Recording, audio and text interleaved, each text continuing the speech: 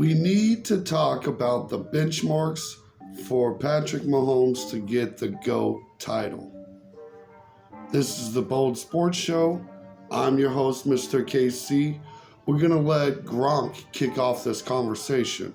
Well, Patrick Mahomes is definitely the greatest player in the NFL currently playing right now. But in order to get into the GOAT talk as the greatest of all time, I'm going to be a little biased because I played with Tom Brady, and I think he's the greatest player of all time, and he's proven that he is the greatest player of all time. I think he's got this part right? Tom Brady, currently the GOAT. Pat Mahomes still has to finish the story. There's still a path. We're not there just yet. Still a little short, right?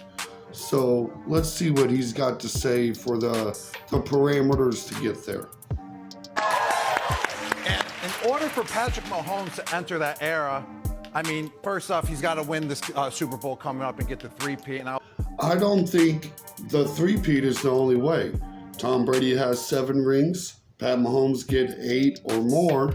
Suddenly, we know what, if we're just doing the ring count, just count the rings, Pat Mahomes, 8 is more than 7. Basic math puts Pat Mahomes as the GOAT. So win, lose, or draw this Super Bowl with the Eagles, still can get the GOAT title. Tom Brady has a few losses on his record that we're going to talk about.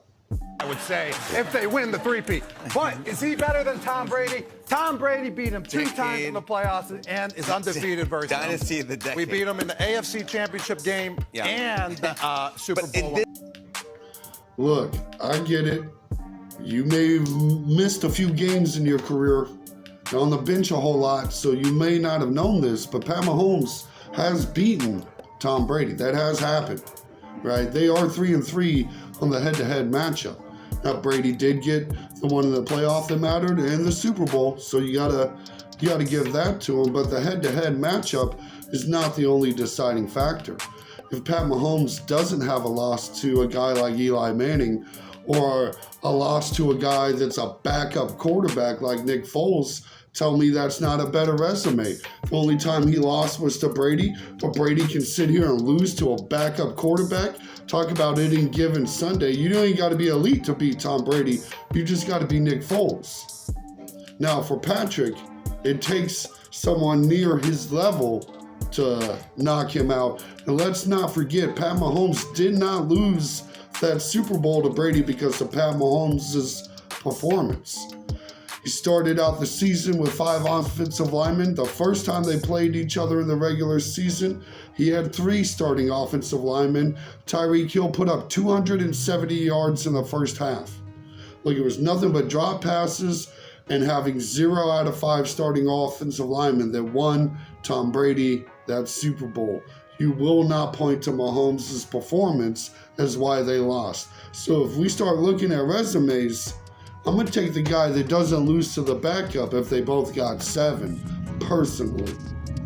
This could be the dynasty of the decade. This is the dynasty of this decade, but it might be the best dynasty for just one decade. But to be the best dynasty of two decades in a row. That's a double decade dynasty. It's going to take 10 more years. I'm going to get into a little Troy Aikman territory. Holler at me when he's got a third of what I've got. Look, Pat Mahomes ain't even got half of what Brady's got. Still got some work to do. But he's well on pace. And it might only take 3-4 years to get there. It might not take 2 decades to lap you. You won't like it then.